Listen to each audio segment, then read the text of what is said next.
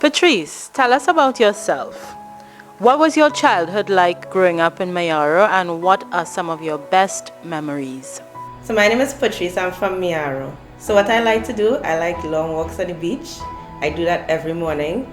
And I like to do mainly tomboy things. I'm not a typical girly girl to do like hair, and I'll do hair and nails and makeup and stuff, but I like to do anything that is out of the ordinary.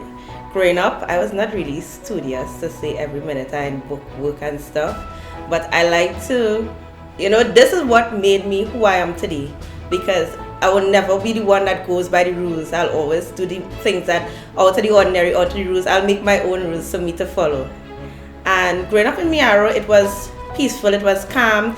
I loved the environment. I had experience outside Mayaro, and I always never wanted to live outside of Mayaro. I always say that I will always come back home to live. Even self, it don't have opportunities, as much opportunities that I would like in my area and my field. I'll always want to come back to Mayaro. Growing up, I grew up with my mom, was a single parent, and she took care of my sister and I. And growing up, seeing her going through all her struggles by herself and being the independent, strong woman she is today, that always motivated me to be who I am today, to transcend into somebody who wanted to always do business and always wanted to be independent. What are some of your best memories growing up in Mayaro? Some of my best memories growing up in Mayaro is the experience of little carnival experience, Easter experience, because I'm an outgoing person. I always like to lime and always like to experience new things. So that always was my go-to in Mayaro. The beach right there. I always say that Mayaro, you're easy to live in Mayaro because everybody knows each other and everybody looks out for each other. So if I have plantains in my yard, green plantains in my yard, I could always give my neighbors some limes. So it was always a community. We always look out for each other, and we can always depend on each other for anything.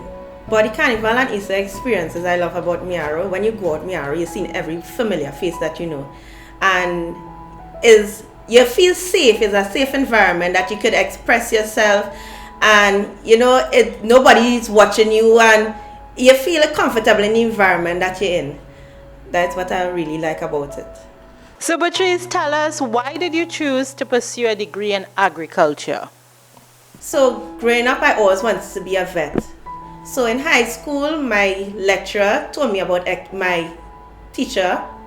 ECIAF. And I always wanted to, he was my agri teacher in high school, and I always wanted to, because he had a good background and he was a real good teacher, so I always wanted to experience what he experienced. So I went to ECIAF. My mom told me to do agriculture, but it had animal health and veterinary program to it. And I was like, I'm not doing that, I'm doing what I want to do. I put on my foot and I was like, I'm not doing that, I'm doing animal health. And she was like, okay, go ahead and do animal health. You understand? Because agriculture, you always find a job in agriculture. She was always the one that, she was more old school. So either be a doctor, lawyer, or something like that. So when I come out the box and say I want to be a vet or agriculture, she was just like, okay, well, go ahead and do what you want to do, It's okay. I will support you, no matter what. So I went ahead and did animal health in UTT. And when I graduated, I wanted to do veterinary medicine in UE, but it was taking too long to call me. So I didn't know I had to apply a year before, and then after they will call me the following year. And I was just like, I'm not going to stay back, and all my friends are, graduating and going UE. I want to go UE with them also. So I ended up doing agriculture, and I ended up loving it. And it became a passion of mine. So I used to plant in the back of my yard. I had a grow box. I used to plant and sell to UE students my little lettuce, my little peppers, and these stuff. And it was fun because it wasn't like something that pressured you. You didn't feel pressured in the environment that you have to, do good and you have to excel. It was more about you're with the animals, and you're with something that relaxes you, you know, something like, you know, with humans, you're feeling pressured and you're feeling, you know, he was always complaining and stuff like that. I would say something that, you know, actually that I love, and an environment that I love to be around. Many young people who feel entitled to a job once they have a degree. Describe your experience of job hunting or entrepreneurship, starting a business. What advice would you give to a young lady in a similar position? So, what has your experience been like looking for a job when you came out of university? And what advice would you give to a young lady in a similar position? So, job hunting was the worst. You apply for a million jobs, and you might get 2 out of the field that call you and it's something that you would not like. Doing agriculture, it was very hard to get anything that in my field at all. So I had to come out of my field to create job opportunities for myself. So as a young person, be yourself and be motivated and put your mindset. So anything that you want to do it at the best of your ability. Put your 100% in. So when I started to do these short courses in NESC, in Open Campus, UTT, and doing one of the short courses, it gave me opportunity to get a work on the point, Galliota Point. It was on the project, the GDP project, where it was a short period of time. It wasn't like a permanent job or anything like that. And after coming out from that experience, I had other job that wasn't in my field and I didn't really enjoy. So it was, and then to get a good salary pay with the job field that I picked, it was very difficult. So that is why I say, Patrice, I'm going to do something myself. I'm not going to sit down here and wait for no job opportunities to come my way. And during this quarantine time, it actually put me to, like, it gave me a lot of focus within myself. And because as a person, I used to like to lime, as typical Trinidadians, we like to go out and we like to lime and enjoy yourself and stuff like that. But you're doing these things and then you're saying to yourself, but what coming out of it? You understand? What is my real purpose in life? You understand? You sit down and you're like, you know, you lime, you drink, you entertain your friends, but what is your real purpose in life? This is what I want to do for the rest of my life. This is what I want to continue caring about myself doing.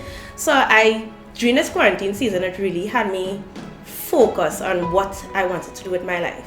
And what I did, right, I write down some of my goals on a piece of paper. That's called the mirror girl, right? So I stuck my goals on my mirror. So this is what I want to do. And I stuck it on my mirror at the beginning of the quarantine season. And I said, okay, any small goals, I had daily goals, monthly goals, weekly goals. And I started tackling the goals one by one and crossing it out my list as I went along doing it. So that really helped me in becoming what I want to do. So I had a dream that I wanted to own a business, this beach house business in particular. And I started my mother thought I was going mad. She was just like, you're going to do that by yourself. I started mixing concrete and started doing stuff by myself, and I did not look at nobody and said, you know, you want to come and help me? I started doing it by myself, and when people recognized that I was serious about it, then they started to come in and help me. So I was by myself and I started to mix my, you know, the little concrete and stuff, and I started to do the bathroom first. And my mother was like, you're going mad? Like, you're going to do this by yourself, you're damage yourself, you're lifting out all this bucket of concrete and, you know, stuff by yourself. And I was just like, if nobody wants to help me do it, I'll do it by myself and watch, I'll get it done. So that is why I keep on pushing myself to my limit. I always keep on doing that with whatever I do in life, and whatever is my drive or my passion, I keep on pushing myself. I will never settle. I always be, you know, I could do this better. I could, you know, channel myself better. You understand? And every day that I wake up, I always, you know, pray and do a little exercise, right? And then after, watch my list on my mirror and say, here now, this is what I'm going to do, and this is what I have to do to get it done. And that is how I carry about. Sleep, I don't sleep until I get done. You see, like, when I was doing the bathroom, I took 4 o'clock in the morning until I finished one, and until, like, I didn't sleep until I see it how I wanted to be seen. You understand? That is me. When I start something, I want to get done, and faster you get done, faster it will be on the road to reaching something where you want it to be. Yeah. This was in the corridor. I do the painting, everything by myself, the indoor painting and the outdoor painting.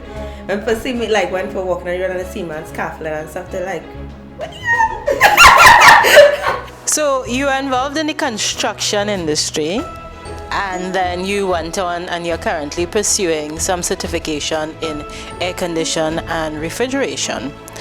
So these are male-dominated fields, and you have been recognized as a young lady excelling in these fields.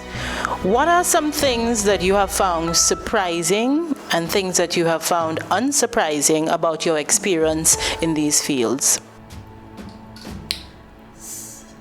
The first course I did, the building and construction course, I did that to actually help one of my cousins.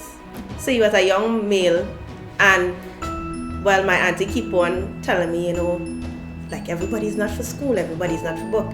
And I know from my personal experience that I don't really like, you know, all this sort of book.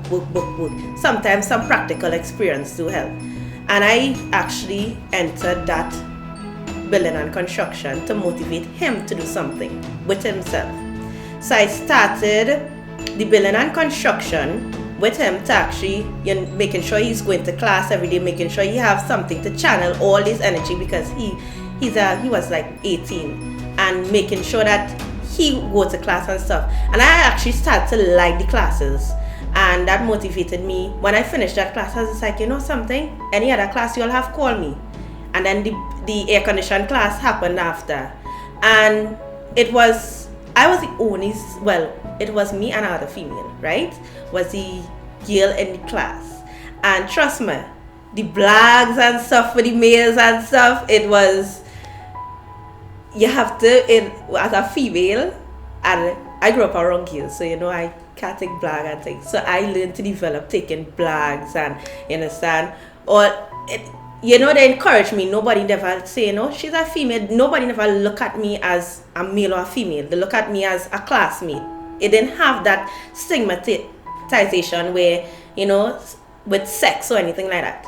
We was all participating in the class, and we all came there to learn something, and we all enjoy what we learn so far.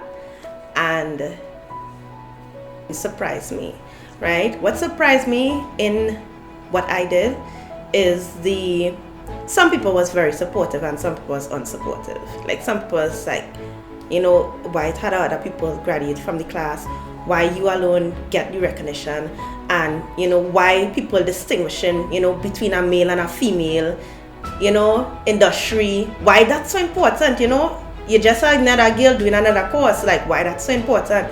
And I got plenty positive feedbacks, and you know, it made me recognize that what I was doing was good for young females, because plenty females messaged me after and was just like, you know, you really motivate me to go and do a course. Plenty people, not only females, male also, you really motivate me to go and do a course, you understand?